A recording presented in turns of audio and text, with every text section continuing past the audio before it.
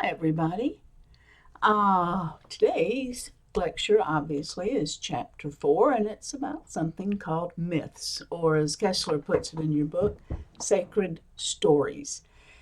Now, there's a lot of, let's not call it confusion, but maybe we could call it different uses of the term myth. In popular culture, if you say something is a myth, you're basically saying that it's untrue.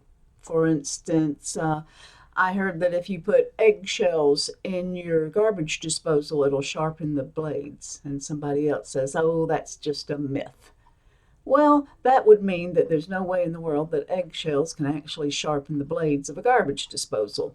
And you know what? They're right. They can't. But when we use the term myth in the academic study of religion, it doesn't mean false story. It does not. Hear that clearly.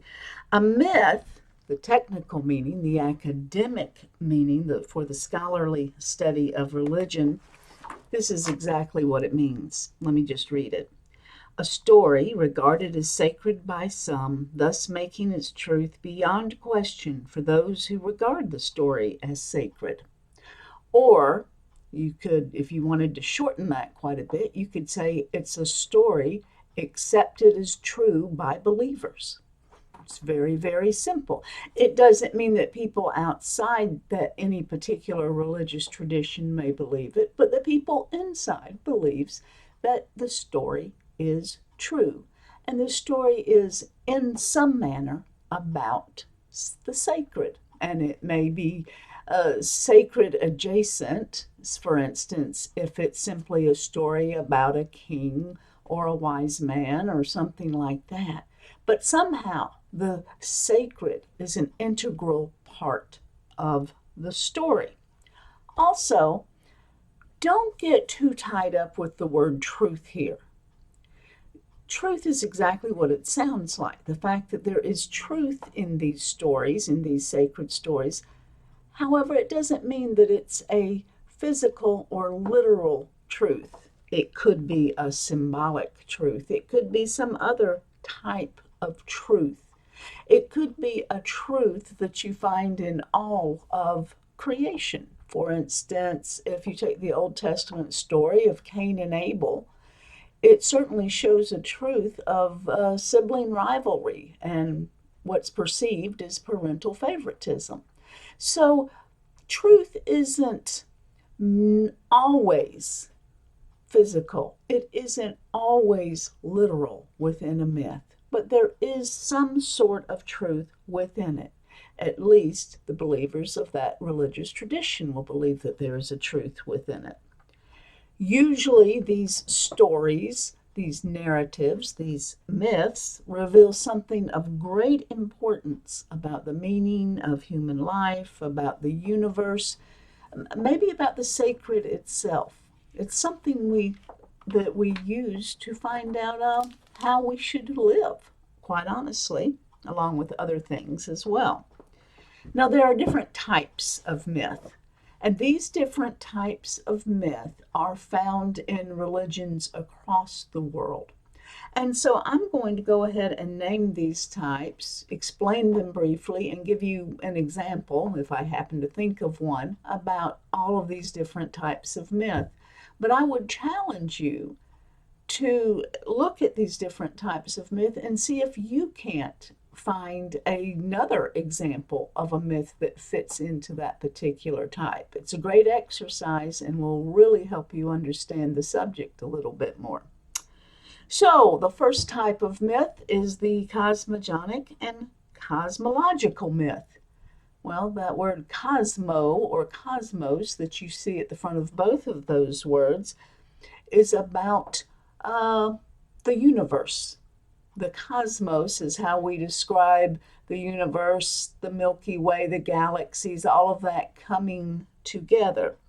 So a cosmogonic or cosmological myth, they're about the order and creation of the universe. In other words, how did everything get started? How did it come to be? A very well, let me put it this way, a myth that most of us are probably at least familiar with is in Genesis 1 of the Hebrew Old Testament, or what they call the Hebrew Bible. We Christians call it the Old Testament. And basically, it just says, in the beginning, God, and then it goes on to explain the creation of the world through God. That's a cosmological myth. It's very simple. Now, the second type of myth is similar to a cosmological myth, but instead of talking about the big beginning for everything, these are called myths of lesser beginnings. And they explain why a custom or a name or a ritual started to begin with. Sometimes they're called etiologies. An etiology explains the origin of, of words, but of all kinds of things, actions and rituals and stories and that type of thing. If you, once again, look in Genesis, this is a great place for myth examples, but if you look in Genesis, there's a story about a man named Jacob who had what you might call a wrestling match with God. And in this wrestling match, God put his hip out of joint. And at the last part of the story, it explains how, with his hip out of joint, Jacob limped away from the site. And this is why the Hebrew people to this day don't eat that portion of the animal, the hip or thigh portion of the animal, because it commemorates, not eating it rather, commemorates this idea that this is where God touched Jacob in the midst of their wrestling match. So that would be considered an etiological myth. It answers the why. Why do we do this? Why don't we eat that? Why do we eat this? You can imagine a whole lot of why questions when it comes to religions, and etiological myths tend to answer that why. The next type, the third type, and you'll love this word, it's one of my favorites. These are eschatological myths. eschatological. Eschatological. Basically, it means an unveiling or coming from behind the veil or a barrier. But these are myths about the end of the world or about the end of an age. They're big endings. Let's see. I'm sure somebody out there is thinking about the book of Revelation in the Christian New Testament. And some people believe that this is an eschatological myth about the end of the world. If we wanted to go further afield, if you know anything about Norse mythology or the ancient Norse religion, there is one about a war between the gods, and it's the end of all things. And I want to say I've forgotten how to pronounce it now. I believe it's Ramadan, but it's something similar to that. Now, if I'm getting it wrong, that pronunciation, please let me know. I love being corrected. I like to know that I can get things right and still learn something. But these are big end of the world stories. And then the fourth one is, well, kind of obviously, myths of lesser endings, not big endings, not the whole world, but a lesser ending. The fall of a city or the fall of an empire. Going back to the Old Testament, we could look at the destruction of Sodom and Gomorrah. That would be considered a myth of lesser endings. It's very simple. And then there's myths about death and about the life after death. Getting out of the Judeo-Christian route for a moment, if you think of the idea of Hades and the underworld in the Greek and Roman myths. There's an actual place where people go after they die. You get there through a cavern, and it's underworld. And Hades is the god of the underworld. And there are quite a few myths in the Greek and Roman myths that explain how this happens and what happens once you get there. So that's a good one to think about for myths about death and life after death. In fact, most religions have myths about death and life after death and what it means and what will happen and who's been there and who hasn't and can you go back and forth and can you not. That's something really kind of fascinating, and I would suggest you go ahead and do some more investigation on your own for that one. But then we have myths about the divine or the sacred or the semi-divine or demonic beings. These are stories about those who are other than human. Divine, which you can use as a term for sacred if you want to, especially in polytheistic societies like the Greek and Roman myth we were just talking to, you get a lot of these. In fact, in Greek and Roman mythology, they're mostly about what the gods did, right? The Greek and Roman gods are an interesting bunch. If you'll notice, they are, and we've talked about this in chapter 3, but you usually see them in a pantheon, and they're a huge family. They're all related. They're cousins and aunts and uncles and husbands and wives and sons and daughters, and they're an extraordinarily dysfunctional family. So just reading about what the gods did gets pretty darn interesting. It's also about semi-divine or half-gods, if you will, demi-gods, lesser gods, and demonic beings. Demonic beings are not considered God, but in many cultures they are considered to have some sort of power, but it's usually not as much as gods themselves. That does change depending upon your religious tradition, but that's the general understanding of them. And then there are myths about heroes and saviors. Very easily, Hercules was a hero in the Greek and Roman myths. Gilgamesh in Hinduism was a hero. And a savior, this is where it gets a little dicey for some people. They think that savior has to be, especially if we come from a Christian background, we automatically think of Jesus and we think, oh, he must be a spiritual savior that can save people's souls. But not all the time.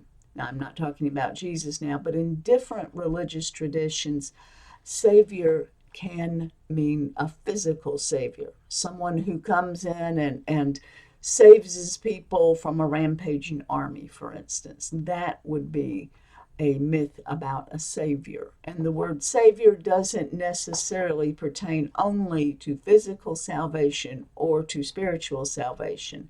It can be one or the other, or even both. So I'll let y'all figure that one out. It's not too hard. And then there are myths about transformations and incarnations. And now you're wondering, what in the heck is that? Well, transformation is when a human can become an animal and then the animal can come back to the human. In other words, they are, I think in Native American terms, we would call them skinwalkers. They have this people who have an ability to change into different types of animal.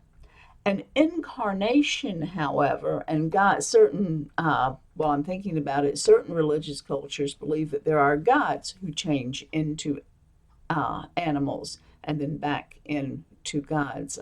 Zeus, I believe, was believed to be able to change into a swan at times.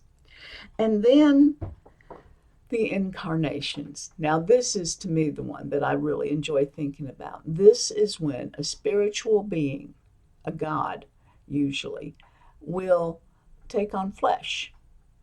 If you think of the term, if you take the term incarnation and think about, of all things, chili con carne.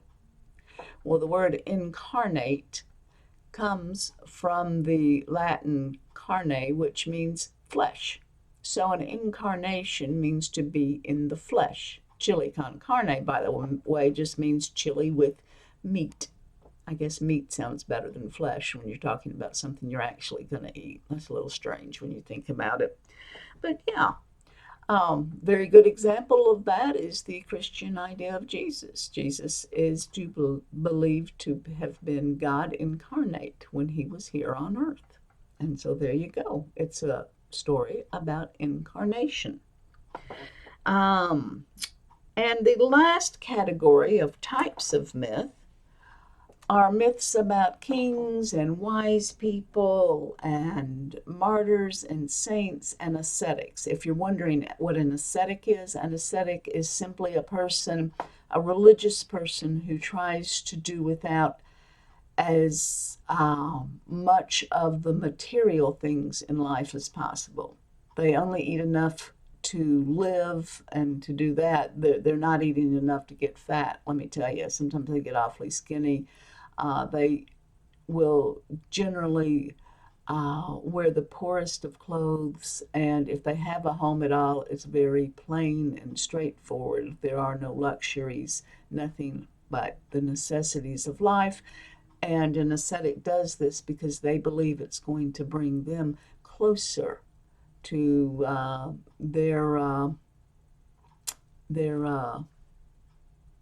whatever their understanding of the sacred is in that particular tradition.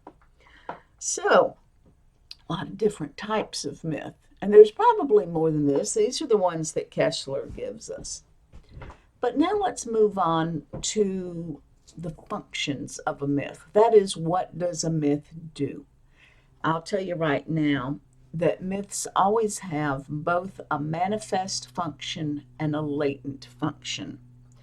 A manifest function is its intended function. It's conscious. It's very obvious. You see it. You know exactly what it is when you read the myth. For instance, myth about Hades. Its obvious function is to tell us what happens when we die. If we were Greek or Roman polytheists, anyway, that would be its manifest function. But all myths also have a latent function. What's a latent function? This sounds a little odd. That's a hidden, usually an unintended function. It talks about what the myth is supposed to do without spelling it out. Well, it's an interesting idea when we think about latent functions. Latent functions creep in, and sometimes the person who wrote the myth down doesn't even realize that they crept in. Once again, let me go back to Genesis 1. If you read the first chapter in Genesis, you get a very vivid idea, a vivid organizational idea of how God created the earth and how long it took him to create the earth, what happened during each step of the way, and you get a 7-day calendar, if you will. There's also a huge amount of thought put into the idea of lights, about God creating the lights. The person who wrote this down talked about the sun and the moon. He called them the greater light and the lesser light. And then he talked about the stars. And he said the great light was to rule the day and give us, sunlight. And the moon was to rule the night. He called that the lesser night. And the stars and the planets, all that were around us, they were to let us know what the seasons were, which if you follow the stars, you certainly can know that. And then there's that 7-day, I'm calling it a calendar because that's about the easiest way to refer to it, but 7 days. And it's made very obvious that that last of the 7 days, God rested. He took a break from all of his creating. And humans, it's made very clear, are supposed to rest on that day and to remember God on that day. Because that was the be-all and end-all of everything. Humans were created, and then there's this day where God said, it's not just good, but it's very good. Well, what's the point here? Because this is where you start to see the latent function of this myth. Now, the manifest function is obviously to tell a cosmological myth, right? A cosmogonic myth, a myth about the creation of the world. And it does that very well. But the latent function, well, you can ask yourself who benefits from the way this myth is written. This particular myth was probably written down in its final form by priests. Why do I say that? Because a lot of scholars that came before me have studied this to the nth degree. And although this myth existed for years and years before it was ever written down, when it was finally written down, it was probably written down by priests. What lets us know that? Well, we ask ourselves who benefits from the way this myth is written. And there are several reasons that we think it were priests. One is the Hebrew of the time that was used to write it down.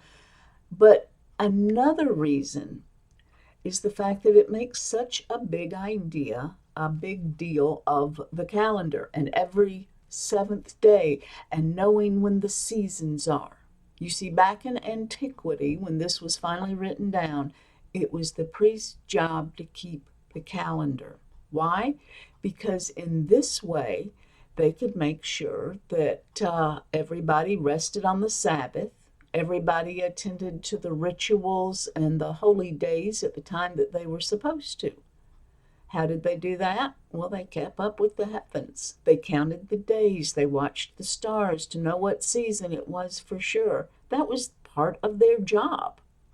So the fact that this gets into the story itself, it doesn't mean that it wasn't a part of the story, but it means it's a whole lot more particularly pointed out in this particular story that was probably written down by priests. Another thing is how the priest approached this thing about God creating the lights.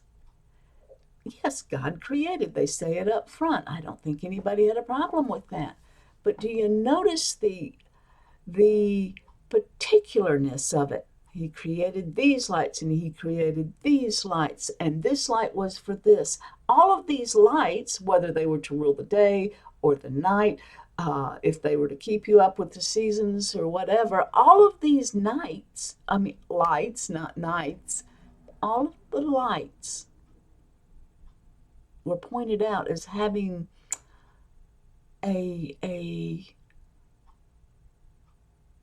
what's the right word here? All of these lights were meant to serve humans. And you're thinking, well, of course light service. What does that matter? Well, we live in a world full of electricity too. But in antiquity, when this was written down, the Hebrew people were still surrounded by many polytheistic tribes. And in many polytheistic tribes, especially where Abraham came from, for instance, in Mesopotamia, they worshipped these lights as if they were gods. Abraham himself probably grew up worshiping the moon. And, of course, later he learned to know Yahweh. That's a whole different story. But in his early life, he was a polytheist. And now the people who wrote this story down are saying, hey, these lights aren't gods. No, they're just lights that the God, the one God, made. And in fact, not only are they not gods, and not only do you not have to serve them, the lights were made to serve you. So that's kind of the latent function of a myth. Ask yourself who benefits, and you can find out. The priest that wrote this down. Got some job security in there. And he also did his priestly job by saying, this is what it's for. It's not for this. These are polytheistic gods. Nope, there are no polytheistic gods. There's just the one God, Yahweh. So it's an important thing. So let's talk about some more of these religious functions. The first is the hierophonic function. Hierophanic. This is a myth that exists to reveal something about the holy or the sacred power. If you think of Moses and the burning bush, now, I don't know if you know this story. I'll give you a little rundown of it. Moses was out keeping his father-in-law's flocks. He went up on the holy mountain, which we now usually call Mount Sinai, and he came upon a bush, and the bush was on fire. Now, nothing else was on fire, just the bush, but the bush is not burning up. It's not being consumed by the fire. And Moses realized, hey, this is different. Because at that point in time, fire was one of the most deadliest forces in the universe. But yet, it's not happening. It's not destroying the bush. This is when Moses realizes that this bush is in some way a manifestation of the sacred power of Yahweh. And it tells him and us as we read it today something about the sacred power, basically, that is indestructible. The most destructive force on earth at that point in time could not hurt the sacred power. That's the idea behind it. So it reveals something to us, this hierophanic function. It reveals the holy or sacred. That's one of the religious functions of myth. Another religious function of the myth, of any myth really, could be the numinous function. It helps to elicit and reinforce a sense of awe and finitude with respect to the divine. What does that mean? It makes us say, wow. It makes us stand back and be, I don't want to say impressed because that's not a big enough term, but it makes us understand how small we are and how immense sacred power is. Excellent example of this is when Moses is leading the Hebrew slaves out of Egypt. And God appeared before them and led them out along with Moses, and God appears as a pillar of fire by night and a pillar of cloud by day. Imagine what that would feel like to look up and see your understanding of the sacred power appearing as a mile-high pillar of fire. That is the numinous. It says, wow. It just knocks us off our feet. We don't know what to do. It is so outside our human understanding of things. And then another religious function is the ritualistic function.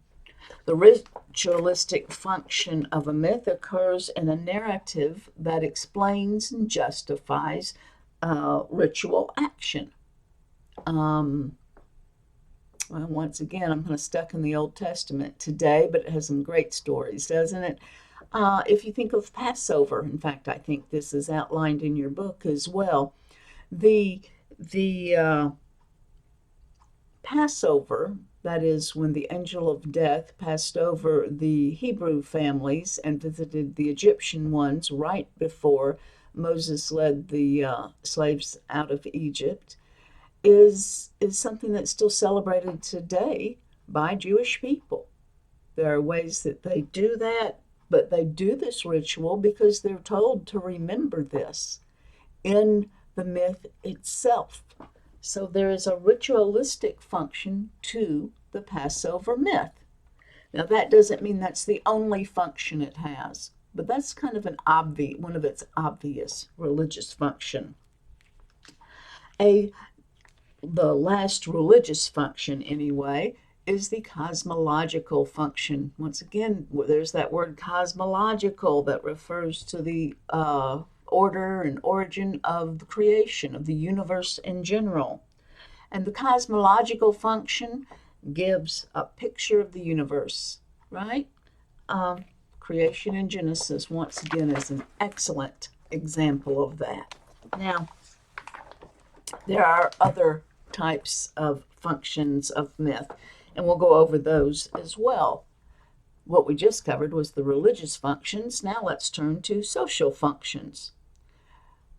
First one is that myths help integrate people into a group. It helps establish a group identity and social solidarity. It helps create a community. Every community, whether it's a sports team, whether it's a classroom, whether it's just your neighbors, whether it's your family, has their own stories. And you're not really a member of that community until you know the stories. But when you learn the stories, that's when you really become a member. If you're on a sports team or in a band or any group like that, think about the first day, your first day in that particular group. You're there, you're officially there, but you're not really a part of the group yet. It takes a while.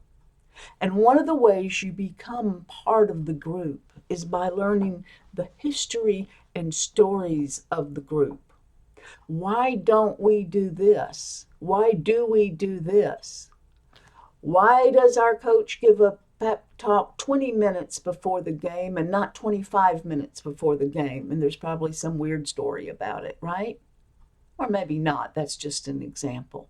But knowing the stories, when you become one with the stories, then you become one with the group. It's a very normal thing. Another of the social functions of myth is that myths support and reinforce the current social order. Why do we do this? Well, we do this because. Why don't we do this? Well, we don't do that because, right? So it helps support the current social order. What makes this very powerful is that when it comes to the why or the why not, when you're talking about religions, it's because the sacred said do this. The sacred said don't do this. And then you've got a story to support that. That's huge. It's like when you're a kid, if your big sister comes in your bedroom and says, clean up this room, it's a pigsty. First thing you say to her is, you're not the boss of me. I don't have to do what you say. Yeah, it happens. But if your sister comes in your room and looks at you and says, clean up this room, Mom said to clean up this room, it's a pigsty. You say, okay, and you clean up the room because Mom said. Well, with a myth, the sacred said, this is why we do this, 'cause I said. Very simple. Myths also serve, however, to criticize the current social order. They usually do this by presenting a new social order or recommending that everybody go back to the old way. One thing that you will see is, and it's February, so this is a good time, this Black History Month, so it's a good time for it. But when in American slavery, the slaves, the people who were enslaved, always hearkened back to Moses leading the Hebrew slaves out of Egypt, because God didn't want his people enslaved. And so when African American people began to Christianize and start their own churches and their own worship groups, they thought, well, we're God's people too. Just like the Hebrew slaves were God's people. Us slaves are God's people. And God doesn't want his people enslaved. So they're going back to this myth to help them criticize the current social order that was going on in America at that time.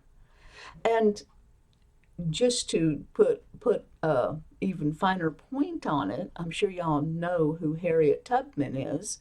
She was a enslaved person who ran away and came back to the South and brought out many, many people out of slavery up north.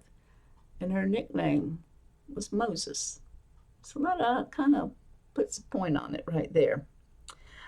So then there are also psychological functions of myth. Myths establish an ego identity. That is, we can imagine within a myth who we are in relationship to the sacred. Are we God's helper? Are we a demon? Are we this, that, or the other? But we can see all the different parts people can play and become that person in our mind because we live within the myth, very much like when you go to a movie today and everybody wants to be the hero. The same type thing. Who are we in the context of the story? What type of person do we want to be? Which leads us to the second psychological function, which is a little bit deeper, and it's the establishment of self. Who are we all together, right? It's more inclusive, and it looks to our deep ego, the I of us. Not just who we are to other people, but who are we on the inside. If there's chaos, we're invited to establish order. If there's slavery, we're invited to reject the bondage. Who will we be in our innermost person is the idea.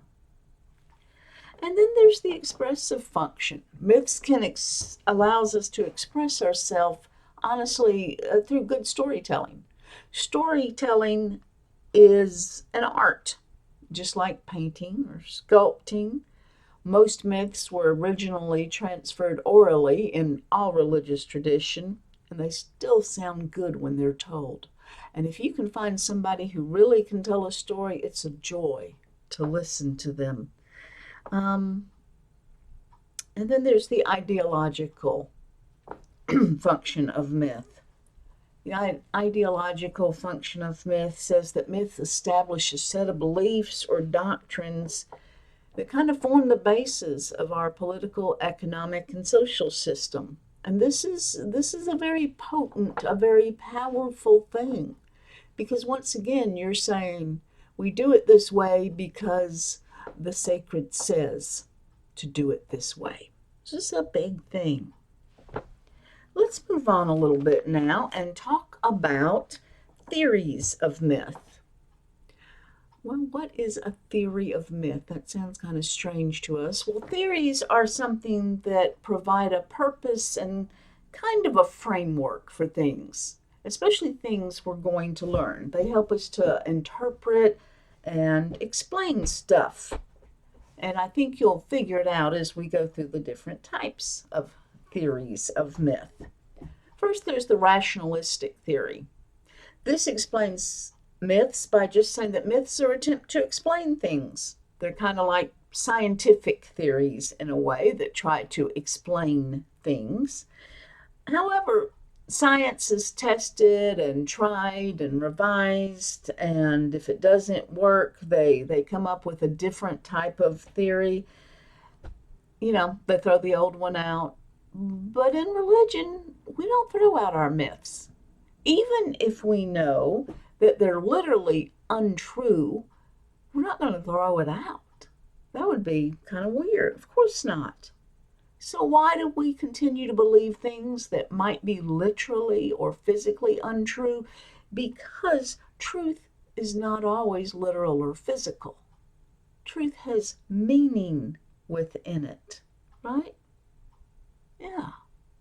And there's many different types of truth. So the rationalistic theory, although it does help to explain things, it doesn't always follow through. there has to be, you have to look at what's being explained. Is it really what we first think? Is it the manifest function, or is it the latent function that we're trying to explain? And then there are function, I guess it's functional theories of myth. These just talk about what myths try to do.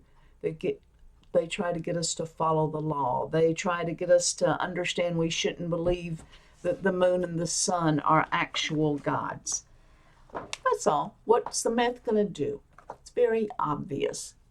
The problem with this one is that all a myth's good for? Is it just about what it can do? Probably not, although I'm sure that's a large part of it, but probably not. So the third one would be the symbolic theory of myth. Myths have hidden meanings that have to be decoded. That's one way to look at it. Maybe all myths are just symbols for something else. Maybe the escape of the Hebrews from Egypt just symbolizes the desire to be free in all of us. The basic assumption here, excuse me, is that myths have hidden meanings that have to be decoded. But this is the problem. Why are we speaking in code? I mean, why not just say it straight out? It's wrong to keep people slaves. Don't do it. Why not just make it plain? What if we don't know the code? What if only, what if only the clergy or religion scholars know the code? How does that help other people? The fact is, although there is probably some symbolism within myths, is that the entirety of the meaning of the theory of a myth? I kind of doubt it. And then there's the phenomenological theory. This basically states that myths are manifestations of the sacred. Myths have to be interpreted using careful comparative methods, and they'll interpret themselves when you have a large enough sampling of one type. Mircea Eliade, he lived from 1907 to 1907 to 1986.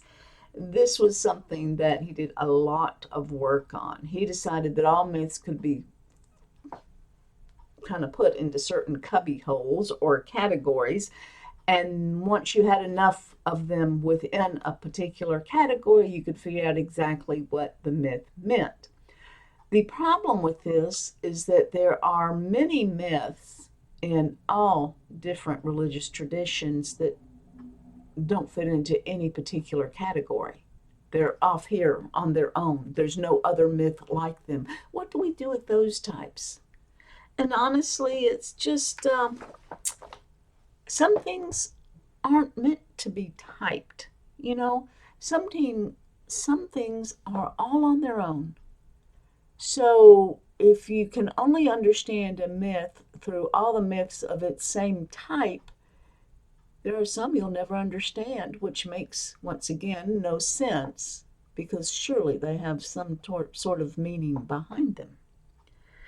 And the last of these theories of myth is the structuralist theory. It says that myths are cognitive structures by which people think. They have a basic logical structure that allows people to organize their experiences and their world into a meaningful whole. But these structures are hidden, so you don't see it when you read it. Once again, if there's an underlying meaning, and only scholars can access the underlying meaning, and this is much like the symbolic problem, then what good's the myth to the rank and file, just to a person within that religious tradition? It doesn't always work that way. Many scholars use a little of all of these theories. That's probably a good way to go about it, because I think there is some truth in these theories, although not the whole truth in any one of them.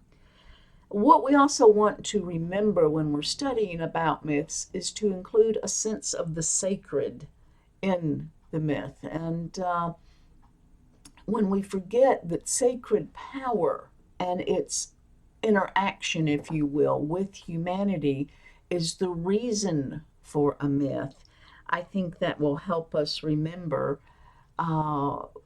what what religions tend to share with one another. I think this makes a lot more sense. So don't just pick one and say, well, I'm going with this. This is what it means. Probably not. It may be a mixture of all of these with some other stuff, but we just don't know about it yet. Um, hmm. Let's talk about myth and science. This is interesting, and we kind of touched on it much earlier in this lecture. Think about this question. Does the sun move? If you don't know, I'm going to tell you right now, no, it doesn't. The way our solar system is set up, the sun is static within the sky, and all of the planets orbit around the sun. That's how we get our seasons. Not only are they orbiting, but maybe they're orbiting and revolving around the sun. I'm not a scientist, have you noticed? Sure. But though the sun doesn't move. But in the book of Joshua, chapter 10, verses 1 through 15, and a little bit before and after that, there is a myth about Joshua, who was commander of God's armies. And Joshua is in a battle. And he asked God to make the sun stop in the heavens. Because in this battle, the tides have turned, the Hebrew army is winning, but there's not enough daylight left to finish the battle. Back then, armies only fought during the day. Why did they only fight during the day? Because they didn't have lights at all. I mean, all you had were torches and oil lamps, and the oil lamps they had couldn't defeat the night. So at night, the armies would stop fighting, and if you're winning, you don't want to stop fighting until the battle's over and you've won, because under cover of darkness, the other side is going to scamper off and run away and then come back after they've gotten a few more soldiers together. So Joshua has asked God to stop the sun, keep it in the heavens. And according to the myth, God does so. Joshua went on, and that day lasted long enough for Joshua to finish the battle and to win. It's a very famous Old Testament passage. Well, what does that have to do with myth and science? Well, there was a man named Reverend John J. Jasper. Reverend Jasper had been born into slavery in the U.S. Later on, he was freed. And one of his, he taught himself to read. One of his most famous sermons after he became a minister was, by the way, he was from Virginia, was on Joshua 10, verses 1 through 15. He called it, "The Sun Do Move." And within his sermon, which, by the way, he was a very famous preacher, in spite of the fact that he had been an enslaved person and was black, he preached to mixed black and white congregations in Virginia. This is huge at that time, folks. It was just amazing. He preached to well-educated people. And he's the guy that had to teach himself to read. Very smart man, too. But he took the side of the myth. He said, yes, the sun does move. At this point in time, people knew that the sun didn't move. But he said, because it was in his myth, it was in the story about the Lord, the sun does move. To Reverend Jasper, it was obvious that the sun couldn't stop and stay in the heaven for one day if the sun didn't move to begin with. God made the sun stop, so the sun does move. This is kind of a quandary for us. because we know now, especially, I think everybody knows that the sun doesn't move. The earth revolves around the sun. The Reverend Jasper said that it did. Okay. What we're looking at here are two things called heliocentrism and geocentrism. Heliocentrism is the belief that the sun is at the center of the solar system and all the planets revolve around the sun. Geocentrism is that the earth is at the center and all the planets and the sun revolve around the earth. Reverend Jasper believed in geocentrism. And what does that have to do? Well, it goes back a long way. A very long time ago, back in 1543, a man named Copernicus, who had died a few years before 1543, but after his death, his book was published. It's a book that said that the sun stood still and the earth rotated around the sun. This was pretty amazing for back then. Most people did not believe that. And in fact, the church, the Catholic Church at that time, didn't believe that. Another man named Galileo, who was alive at that time, confirmed Copernicus's idea of heliocentrism, did some tests, did some experiments with it, and said, you know what? Copernicus was right. We revolve around the sun. But what happened was that he went against the Catholic Church at that time, and he was put on trial in the Inquisition in 1633. Now, why would they do that? Because it had been a long-held tradition in Christianity, before we had a whole lot of science stuff, that God thought Earth was special. Therefore, Earth must be in the center of the galaxy, or the solar system, if you will, and everything else must rotate around it, because God had created us special. And to go against that, according to the church, was like saying that we aren't God's special planet and people. Well, I don't know if we are or not, but that's what the Catholic Church at that time thought. Of course, they don't anymore.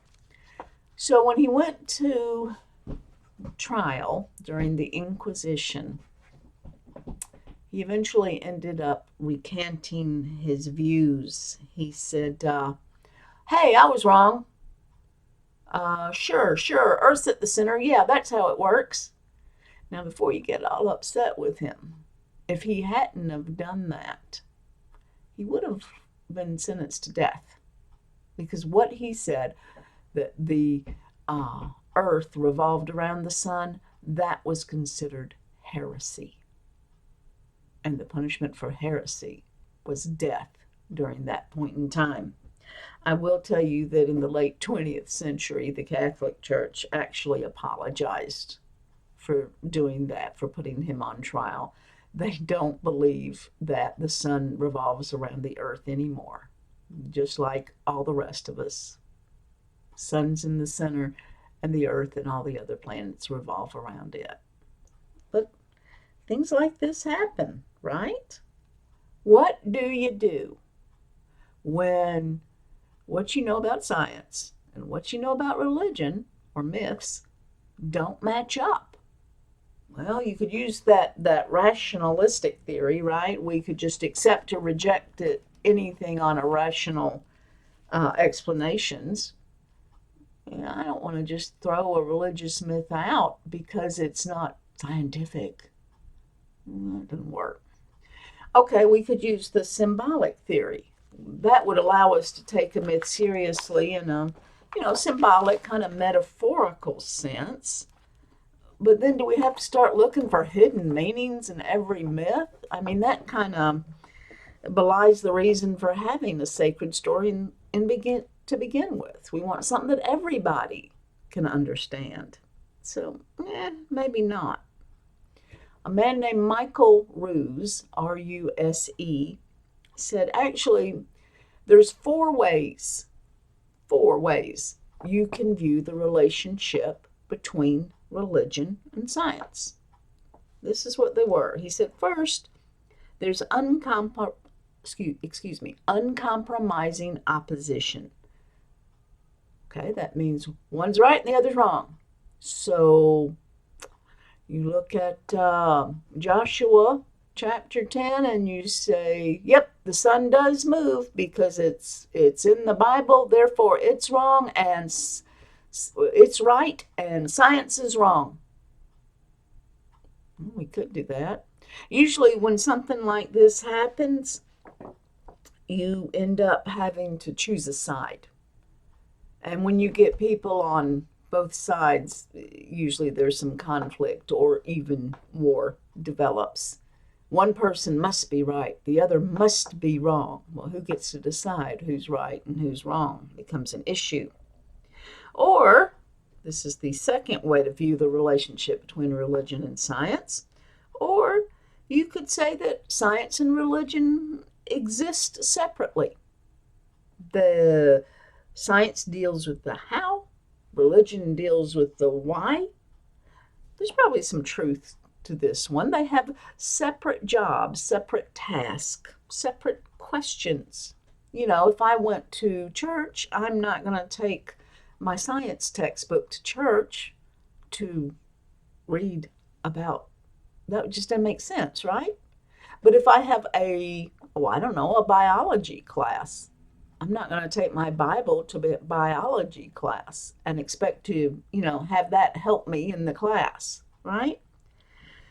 Genesis isn't supposed to be a science textbook, and you wouldn't use the Bible in biology or geology for that matter. It just doesn't work that way.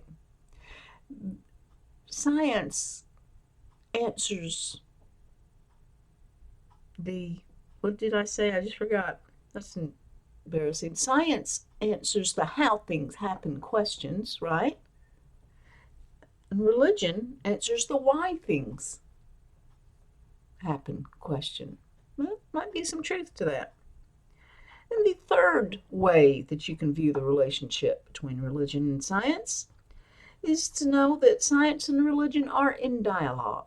That is, they can learn from each other, that there should be mutual respect between the two sides, and that they can kind of feed off each other's knowledge. I could see that happening very easily. That would make a lot of sense to me. And then the fourth says that science and religion are integrated.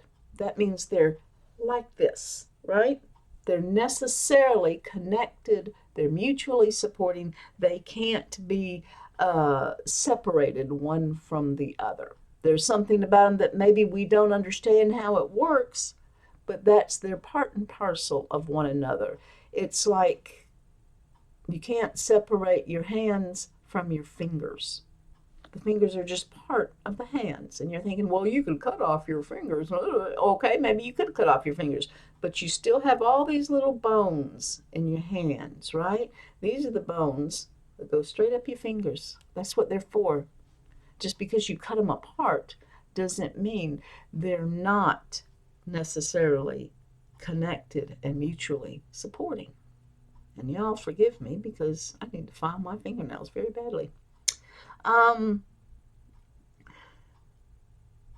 won't go over this much more. I don't think I need to, honestly. I think y'all can figure it out pretty well. But I do encourage you to read chapter 3 very, very thoroughly. I think you'll do great on it. I should have chapter 4 up in the next couple of days, so watch for it. And in the meantime, have a wonderful day and tell some sacred stories to people. They enjoy them. Talk to you later.